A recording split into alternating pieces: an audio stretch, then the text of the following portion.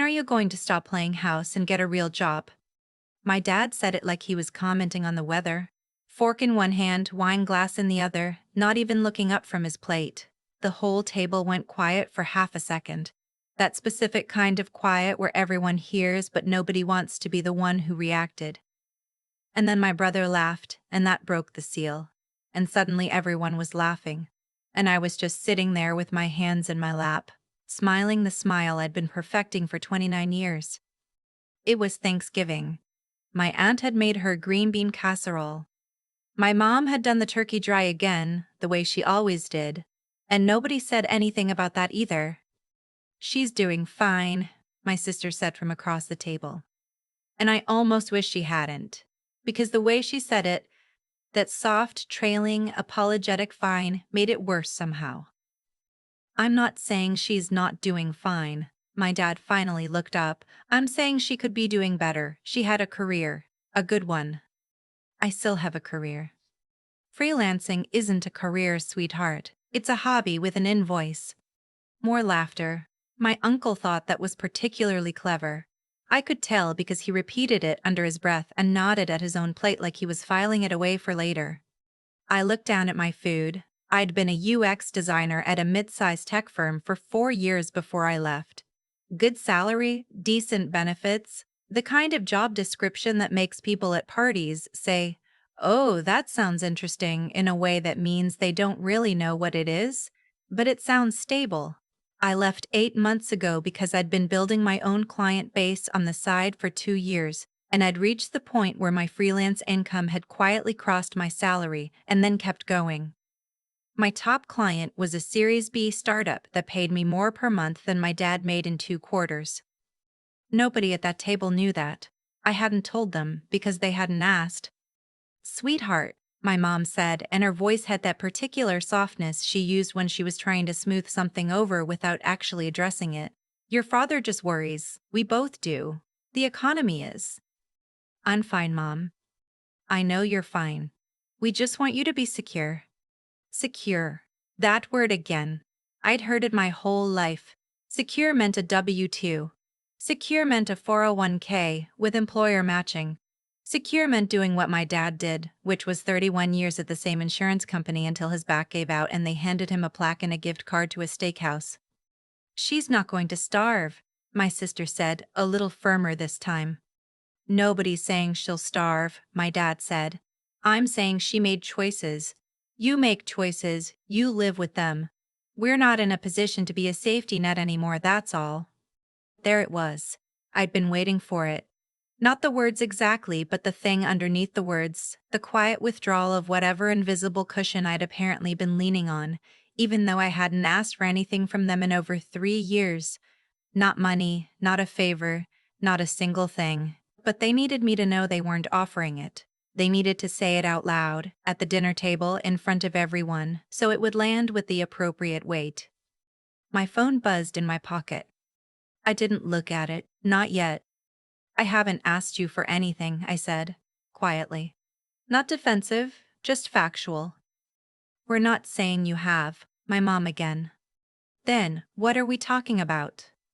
My dad set down his fork.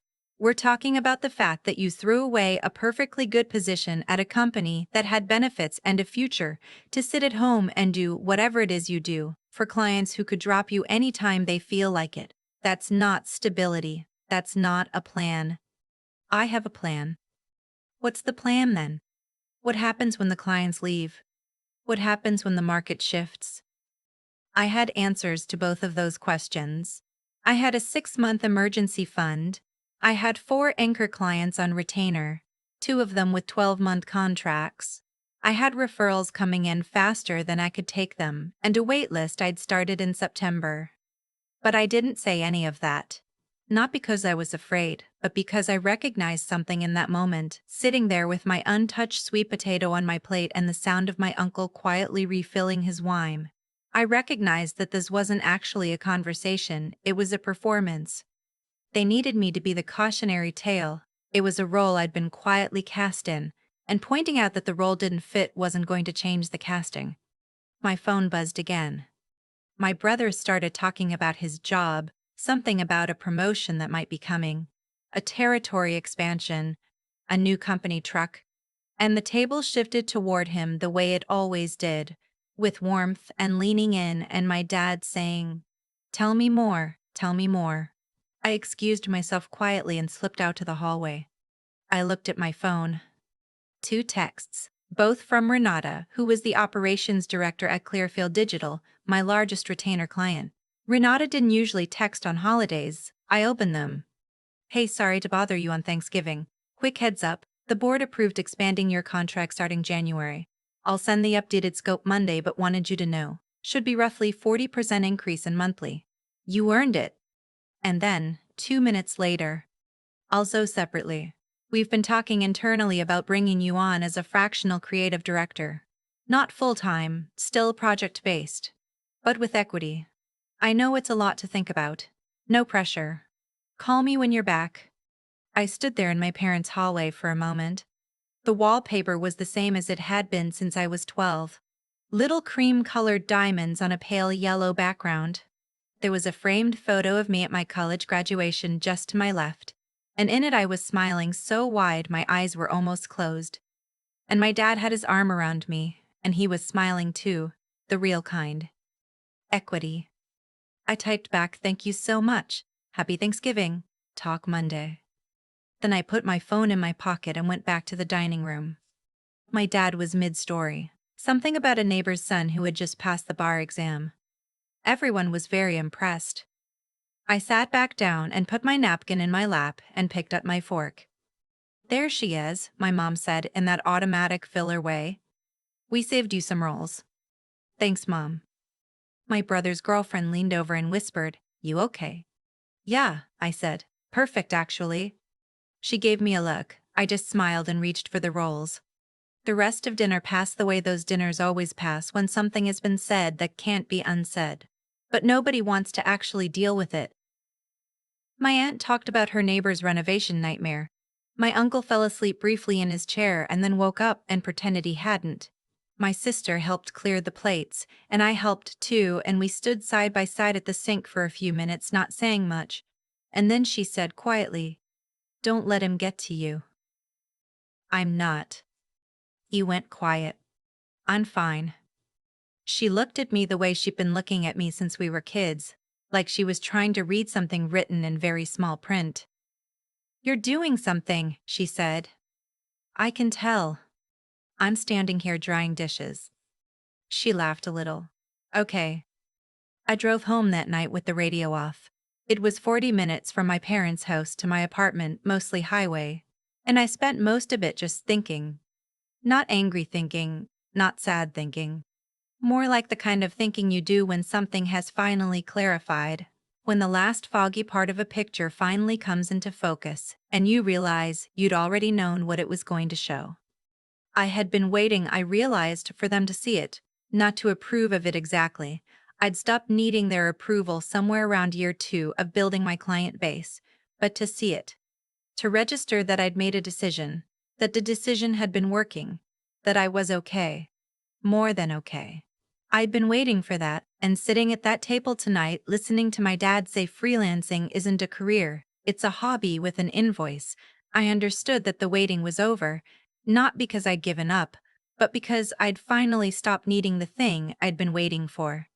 I got home, made tea, sat at my desk, opened a new document and started drafting a response to Renata's second text, not the message itself, just notes for the conversation. Fractional creative director. Equity.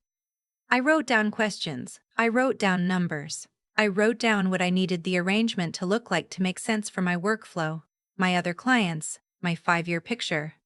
I worked until about midnight. Then I went to bed and slept better than I had in months. Monday came. I called Renata at 10. We talked for 40 minutes. By the end of it, I had the broad strokes of an agreement that, if it went where I thought it would go, would change the shape of my next 5 years considerably. Not just the income, though the income was significant, but the title, the equity stake, the kind of work it would let me do, and the kind of work it would let me stop doing. I hung up and sat for a minute at my kitchen table with my coffee going cold. There was something that felt strange about it, not the opportunity that felt solid and earned and right.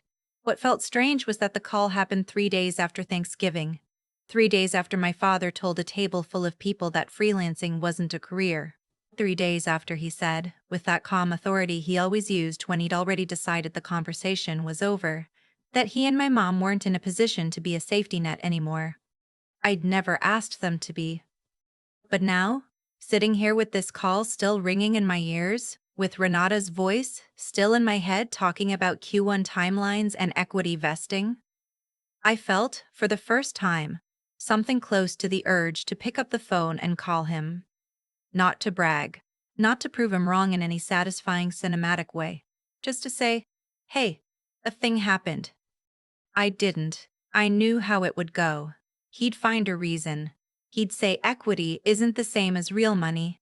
You'll believe it when you see it. Don't count your chickens. He'd move the goalposts the way he always had, with such smooth, practiced ease that by the end of the conversation, I'd feel like I was the one who'd missed something. So I didn't call. I finished my coffee. I got to work. Christmas was at my sister's place that year. She and her husband had bought a house in the suburbs the previous spring, and she'd done it up beautifully. Fresh wreath on the door, lights along the roof line, the whole thing. I brought wine and the appetizers she'd asked me to bring, and I arrived on time and I kept my expectations low. It started well enough. My sister's mother-in-law was there, a sweet retired school teacher who asked me genuine questions about my work and actually listened to the answers. My niece, who was 3, had recently become obsessed with dinosaurs and spent 20 minutes showing me every plastic dinosaur she owned and telling me their names with enormous seriousness. I love that kid. I love her in a way that is uncomplicated and whole. My parents arrived about an hour after me. My mom brought her sweet potatoes, this time with the marshmallow topping that I actually like, and my dad brought a bottle of wine he'd clearly done research on because he mentioned the vineyard twice in the first 10 minutes. Dinner was fine. My dad and my brother-in-law talked about football. My mom and my sister talked about the house, what they'd done to the guest bathroom, what they were thinking about for the backyard. I talked with the school teacher about a show we'd both apparently been watching, and my niece fell asleep on my lap about halfway through dessert. And I just sat there with her weight against me and ate my pie one-handed and felt, genuinely, peaceful. It was after dinner, when the kids were in bed and the dishes were done and we were all sitting in the living room with our decaf and the leftover cookies, that my dad started talking about my cousin. My cousin, his sister's son, was 24, recently hired at a financial firm, apparently doing very well. My dad had talked to him recently. He was making good money. He had a clear path. He was thinking about buying a condo. That's the kind of trajectory, my dad said.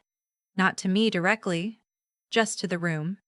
That's what it looks like when you have a plan. My sister looked at me.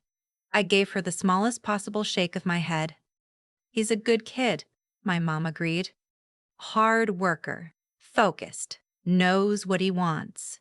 My dad reached for another cookie. That's all I ever wanted for my own kids. Just to see them focused, going somewhere. The room was quiet in that specific way again. I had signed the preliminary agreement with Clearfield Digital 4 days earlier. I took a sip of my decaf and didn't say anything. It was my sister who finally said something, and she said it to me, not to anyone else, standing in her kitchen after our parents had left and her husband was upstairs, and it was just the two of us with the leftover containers and the dish towel. You have to tell them, she said. Tell them what? What's actually going on with your work, with all of it? Why? She looked at me. Because you're letting them think something that isn't true. I'm letting them think whatever they decided to think, I said. That's different. Is it? I folded the dish towel and set it on the counter. They didn't ask, Victoria. She's always been Vic to me. Not once. Not at Thanksgiving, not tonight. They talked about my cousin's trajectory without knowing a single thing about mine. They don't ask because they've already decided. So make them undecide.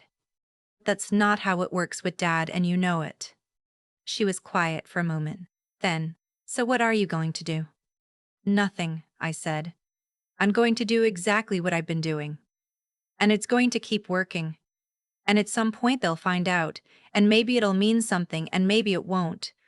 But I'm done performing for an audience that's already left the theater.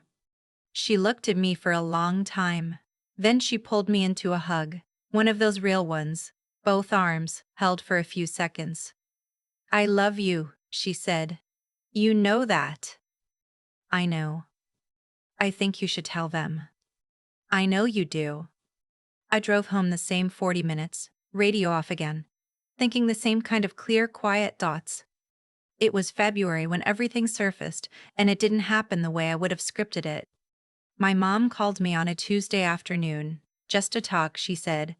That was how she always started the calls that weren't just to talk. We went through the usual things, weather, how she was sleeping, something about the neighbors. And then she said, almost as an aside, your father ran into Greg Okafor at the hardware store this weekend. Greg Okafor was the founder of Clearfield Digital. He'd grown up in the same town as my dad. I'd known this in the abstract way. You know things about a client's background. It had come up once in a meeting, years ago when I'd first started working with them, and I'd filed it away without thinking much about it. Oh? I said. They got to talking. You know how your father is. He'll talk to anyone. A small laugh. And Greg mentioned you. Said you'd been working with his company. Said very nice things, apparently. I waited. He said you were, She paused, and I could hear paper, like she'd written it down. He said you were their highest value creative partner. Whatever that means. It means I do a lot of work for them. He said they'd just brought you on in some kind of director capacity. Fractional creative director. It's a part-time leadership role. I'm still independent, but I help shape the creative direction of the company. Silence. Mom. Mom. I'm here. Another pause. He said the work you'd been doing had been instrumental. That was the word he used. Instrumental. In some campaign that did very well. He mentioned numbers. I didn't. Her voice shifted slightly. I didn't know what to say. You didn't have to say anything. Your father was there? I know.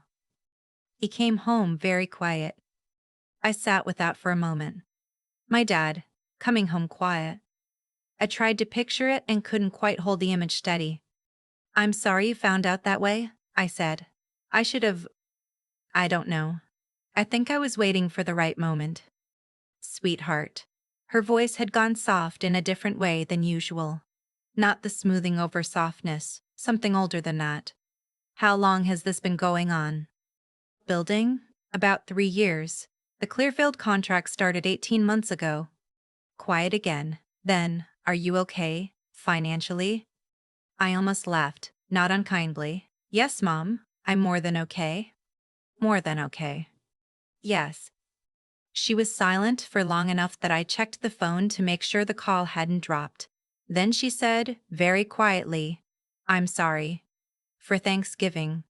For the things your father said. It's okay. It's not, though. And something in her voice told me she'd been turning this over for a while, possibly since the hardware store. He shouldn't have said those things in front of everyone. That wasn't right. I'm okay, Mom, really. I'm going to tell him to call you? You don't have to. I'm going to tell him. She did. He called 2 days later. Thursday evening around 7. I was making dinner and I almost let it go to voicemail. Not out of avoidance, just out of not knowing what I wanted the conversation to be at. But I picked up. Hey, Dad. Hey. His voice was different. Not softer exactly, my dad doesn't really do soft, but quieter. Less arranged. Your mother said she talked to you. She did. I ran into Greg Okafor. I heard. A pause. He thinks very highly of you. He's been a good client. He said. My dad stopped. Started again. He said you turned down a full-time offer from them. That you had enough going on that it wasn't worth giving up your independence. That's right. Quiet? I didn't know, he said finally. I know.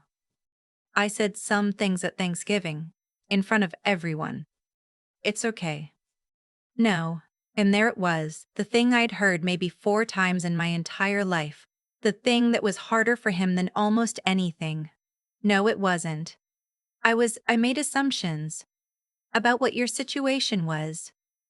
I didn't ask, and I should have asked, and I said things I shouldn't have said. I didn't rush to fill the silence. I let it sit there for a moment, which was something I'd learned to do. Thank you for saying that, I said. You're doing well. It wasn't a question. I am. Your own clients. Your own. He paused. Greg said equity. Yeah. That's another pause. That's not nothing. No, it's not nothing. He made a sound that was almost a laugh, low and brief and real. When did you get so smart? Probably around the time you and Mom stopped funding my rent, I said. And then I did laugh, and after a moment he did too. Tentative at first, and then actually genuinely, both of us laughing over the phone on a Thursday night while my pasta water came to a boil. We didn't fix everything on that call. My dad is who he is, and we have the dynamic we've always had, and neither of those things changes in 20 minutes on a Thursday. But something shifted. Something that had been held at a particular angle for a very long time. Both of us gripping it. Finally moved. We talked for almost 40 minutes. He asked about the clients, actually asked, and I told him. He asked how I found them, how the invoicing worked, whether I had a business account set up, whether I talked to a CPA. Classic dad questions, all of them. Questions that come from a person who shows love through logistics. I answered everyone. I didn't even mind. I think about that Thanksgiving dinner sometimes, my dad saying hobby with an invoice like he'd landed on something true, the table laughing, me sitting there with my hands in my lap and my phone buzzing in my pocket, with a message I wouldn't read for another 10 minutes. A message about a 40% contract increase and an equity offer from a company that believed in what I'd built enough to make me a part owner of it. I think about what would have happened if I'd read it out loud at the table. Part of me wishes I had. Part of me knows that wasn't the right moment, and the moment that eventually came? My dad calling on a Thursday. Quieter than usual. Saying I didn't know. Was more honest anyway. Less performance. More real. I'm not interested in proving things to people. I used to be when I was younger. That desperate, exhausting need to get the right person to look in the right direction and finally see. But you burn through so much of yourself chasing that. You spend so much energy staging a version of your life for an audience that may never be satisfied, and meanwhile the actual life is just sitting there, waiting for you to come back to it. What I want now is simpler. I want the work. I want the clients who trust me enough to give me room. I want my niece to grow up and see that I built something. That it was possible. That the past doesn't have to look like the one everyone points at when they're worried about you. I want the 40-minute drive home with the radio off. I want the text from Renata on a holiday that says, "You earned it."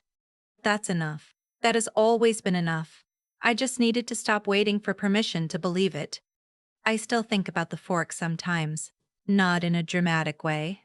Just that small, specific image of my dad at the hardware store, standing in the lumber aisle or wherever it was, listening to Greg O'Coffer talk about his own daughter's work, and slowly realizing that the person Greg was describing was me. The same person he'd called unfocused at Thanksgiving. The same person whose choices he publicly questioned in front of the whole family, with a glass of wine in his hand and a laugh in his voice. What I've come to understand is that outcomes like that don't just happen. They're built. Quietly, over years, in the hours nobody sees. The late nights. The client proposals that didn't land. The invoices that came back with revision requests. The moments when it would have been so much easier to just go back to the job with a W-2 and the matching 401k and the twice-yearly performance reviews. I chose not to. Not because I was brave, but because I'd thought it through carefully enough to trust the direction I was moving in. That's the part that matters. Not the confidence, but the thinking behind it, the honest, clear-eyed assessment of your own skills and your own plan, done in private, without an audience. There's a version of this story where I pull out my phone at the Thanksgiving table and show my dad the contract numbers. I've imagined it. It would have felt good for about 30 seconds. But it wouldn't have been the truth of who I was trying to be. What I'd built wasn't built to prove anything to him. It was built because I believed in it, because I had the integrity to keep showing up for my clients at the same standard, whether anyone in my family knew about it or not. That consistency, that refusal to let the work get smaller just because nobody important was watching, is the thing I'm most proud of. Not the equity, not the retainer, the consistency. And the conversation with my dad on that Thursday night, quiet, a little awkward, real in a way our conversations rarely are. That happened because I'd earned it. Not by winning an argument, but by doing the work long enough that the work spoke first. He called because the truth had already arrived before I had a chance to deliver it. That's the only version of being seen that actually means something, when the evidence shows up without you having to carry it into the room. I think about Vic telling me I should tell them. She wasn't wrong. But I also think there's something to be said for letting the thing you've built stand on its own long enough to be undeniable. Not as a strategy, not as revenge. Just as a form of respect for the work itself. You don't owe anyone a preview. The finished thing is enough. The 40-minute drive home. The radio off. The thoughts that come when there's nothing to perform for. No audience to manage. Just the road and whatever you actually think. That's where the real decisions get made. That's where I made mine. And looking back, I wouldn't change the order of it. Not the hard Thanksgiving, not the quiet Christmas, not even the moment I sat in my car in my parents' driveway and chose not to go back inside and say the thing I could have said. Every piece of it was necessary. Every piece of it was necessary. Every piece of it led somewhere. You get back what you put in, eventually. Not always in the shape you expected, and not always on your timeline. But the work doesn't disappear. It accumulates. And one day someone who knows the numbers better than your family does runs into your dad at the hardware store, and the rest takes care of itself.